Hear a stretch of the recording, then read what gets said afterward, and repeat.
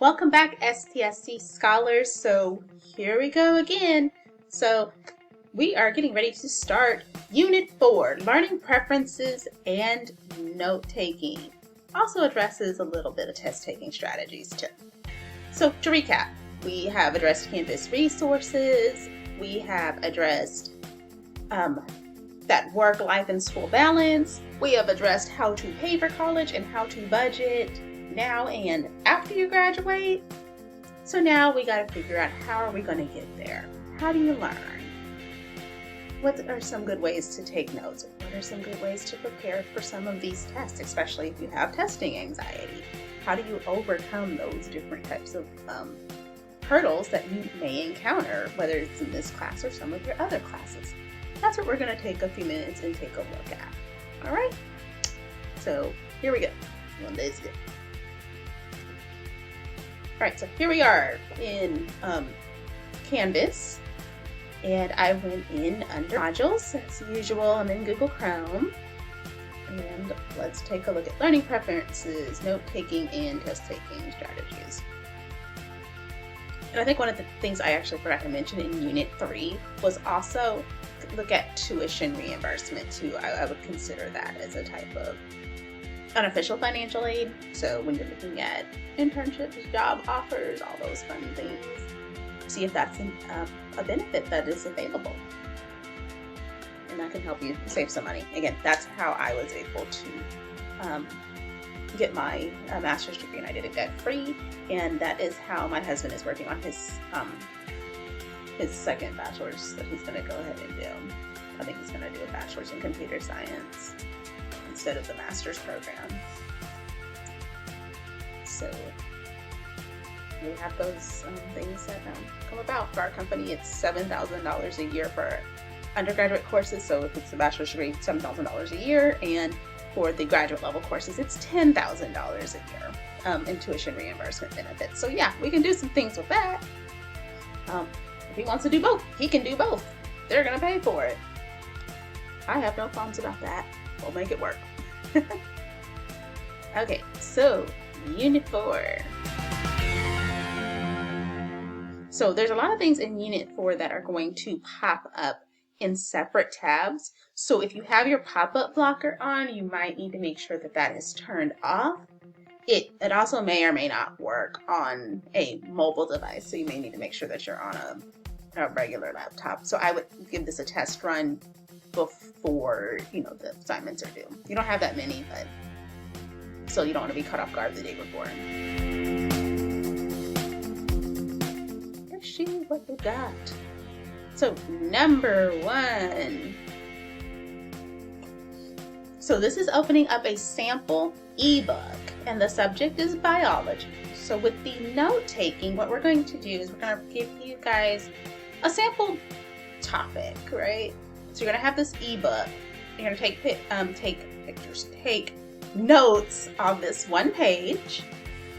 You can pick one of the learning styles that we're going to present to you. Whether you like to annotate notes, you want to use Cornell notes, if you want to do like mind mapping, like a story map, like diagrams, if you like drawing and you need visuals, or if you want to do an outline style, you can do that. If you want to do a combination, you can. I've had people do more than one style. That's okay too. You can submit more than one.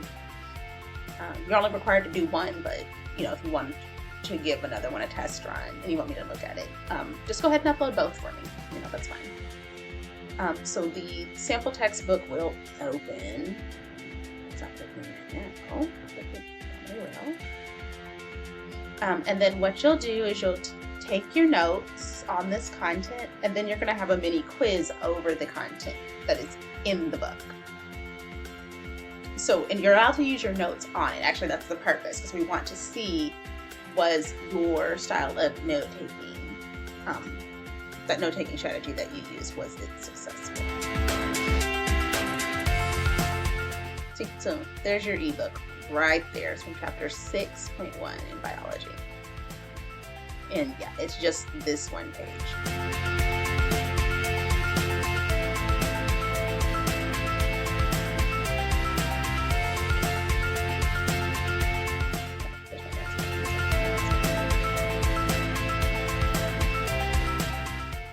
Then moving on, then you're going to have a second pop-up. This is called the BARC questionnaire. So this is going to look at different ways that you learn. And the nice thing about this, now this one is compatible with your mobile devices. I've done this on my phone before and it worked. So you'll answer the questions. You can actually choose more than one. See? Because I noticed for different subjects, I learn different ways personally, like the way I would address a math or science class is completely different than what I would do for, let's say, like a history class. And whether I am doing history in English versus history in Spanish, because I did have to take Latin American history as a Spanish major. Same thing, I learn and I process the information completely different in the two languages, which was really kind of interesting to figure out since I'm not completely fluent in Spanish, but I discovered really quick, okay, the way I'm studying for this one class is not going to work for any of my Spanish classes at all. Different side of the brain.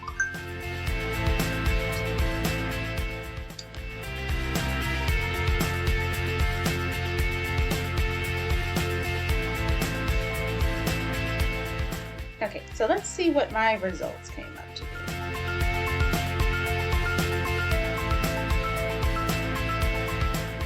Okay, so mine came up a mild reading right. So there's the scores right there.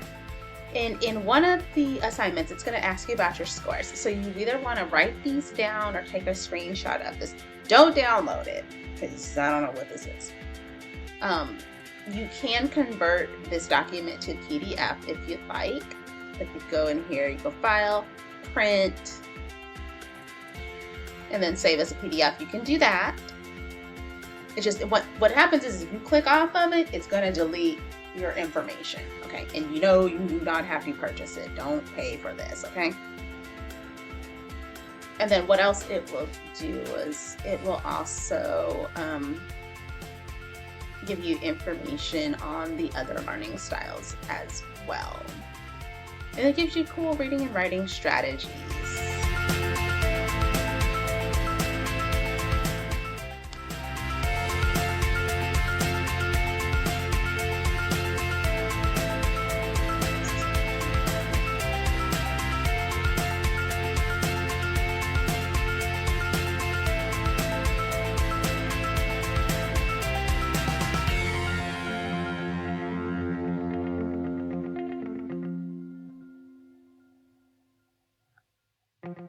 There it is right there. So keywords, descriptions, how I take in information, how I present information to others, which is really important since I teach, in education. So this is in a classroom setting. How do I prefer to take in information? And then this is important too. How do you learn in the workplace? Because yeah, you have training classes for work, depending on what you're going to be studying, right? Or not studying, depending on what you're going to be doing. I had 9 months of underwriter training and I had class 5 days a week. So yeah, my studying wasn't over, it just looked different. And we had to do teach backs with that underwriting information too. So I had to teach and I had to be the student. I had to do both to show that I was able to process the information. So I thought that was always really interesting to see,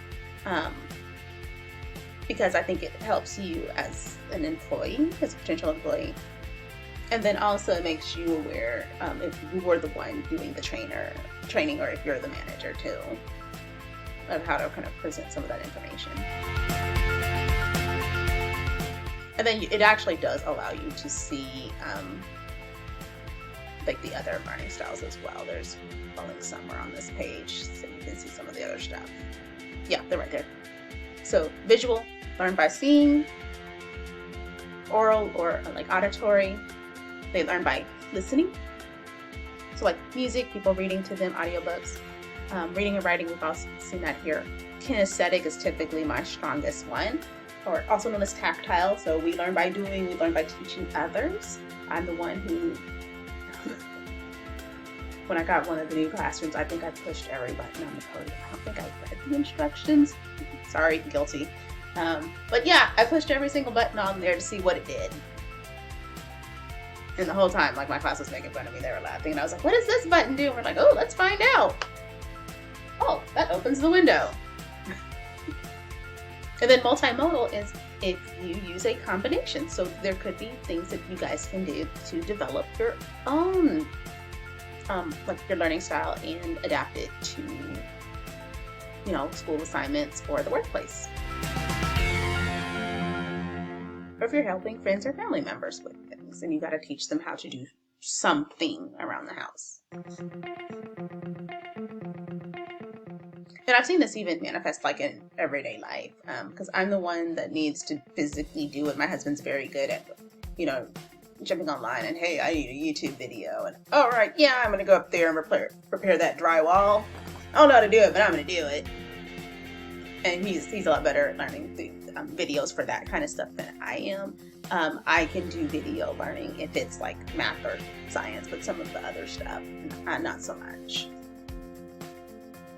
And then there's some videos on note taking, and they're short, like little snippets. These are like YouTube videos, so they will play on your mobile devices, and they're like a couple minutes long.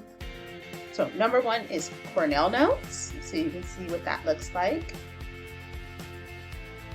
Number two is annotating text, and I kind of hate that we're not in person for me to demonstrate the way I learned how to do it when I was a dual credit student here at TCC, because I learned it differently than how they would typically teach it, or, you know, those of you guys that were an Avid, how y'all would learn it, I learned it a little bit differently. And I adapted my own version of it. And a lot of people tested it out and they were like, oh wow, this is really good. You blended like 3 different note-taking styles. But yeah, if that's something that you guys want to see me do, let me know and I can do it during one of the office hour sessions and we can sit down and we can do it live together, okay? Mind mapping, so my doodlers, and I always have at least one doodler in class. Which they always get really nervous. I guess they got in trouble like in grade school for doodling and everything like that, but that's what keeps them calm. That's what helps them process information. I never would get on people about that. I know I had one guy in my class, every quiz, so because we're in-person classes, we had quizzes, we had a midterm and a final. He doodled on every single one of them. So to me, that's how I knew what his state of mind was. So I ended up with like a stack of like little like flip books because he made like flip books out of all the exams to calm his nerves.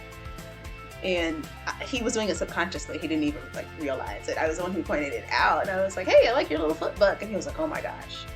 He's like, "I'm so sorry." And I was like, No. I was like, "That's what you need to do to get in your zone, to calm down enough to take this test, and you do that. It doesn't bother me."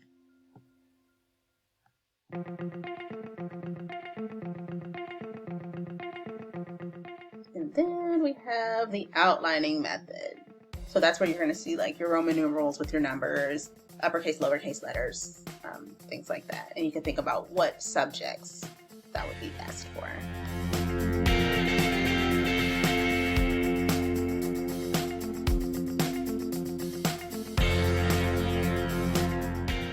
And then from here, so after you do your notes, that's where you're going to submit your notes right here, because I want to see what the notes are. So this is where I was saying, like, if you do more than one style, you can do them here. If you want to change up the colors and things like that, you can. I've seen people get really creative. I'm personally one that color codes things, so not just highlighting, but I like my text in different colors and different fonts and different things like that. That helps it stand out to me, and that helps me recall what it is. So if you do need to get in there and, you know, play with some colors and things like that, that's fine. It's not going to bother me. You do what is going to help you. And if you even think of a new strategy that we haven't seen, I'd like to see it. Go ahead and put it in here. Let's check it out. Which I actually had somebody do that over the summer. They gave me a completely new strategy that they put in here. And, you know, I gave them credit for it. It was actually really cool. He explained it really, really well. He actually made me a video for it. And then there's your biology test. So it's going to be over the stuff that you saw in the sample ebook. and you may use your notes. You can take it twice, highest of 2 attempts. Okay? Because the thing is not to test your knowledge in biology, it's to see was your note-taking style effective? Did you take enough notes? Did you overdo it? And here on the note-taking strategies discussion board, what we want to do here is give you the opportunity to reflect on your experience. So what you'll do is you're going to identify your top 2 learning preferences. And again, it could be different based on subjects, or if you're working in 2 or more different languages. I know I have students that speak 4 or 5 languages. Identify the note-taking strategy you applied for that chapter. If you gave more than one a test run, mention that here. Talk about how you applied them. Were there any challenges with them? Since this is a science-based thing, do you feel like, hey, I used the outlining method, but the mind mapping would have been more effective for this content? And then describe another situation that you would benefit from, like, this strategy. So if it didn't work, that's okay. Let's see what subject would work for. Okay, it didn't work in biology, but this would have been amazing for my math class. Where was this when I took my 25% goals test? You know, that kind of thing. And then you'll respond to 2 classmates, just like you normally do. And that will take care of that. And then from there, we will segue into Unit 5. Go! All right, so teaching assistant is making a cameo and trying to get to my necklace because she likes dangly things. All right, so that's going to cover Unit 4, everybody. And then from there, what we'll do is we'll segue into Unit 5, which has to do with goal setting. So that's going to address your academic, your career, personal and financial goals. It's actually going to get down to the root of why you're here, what's keeping you here, you know, what motivates you, and also what's going to help you work through those hard things. Oh gosh, you knocked it over.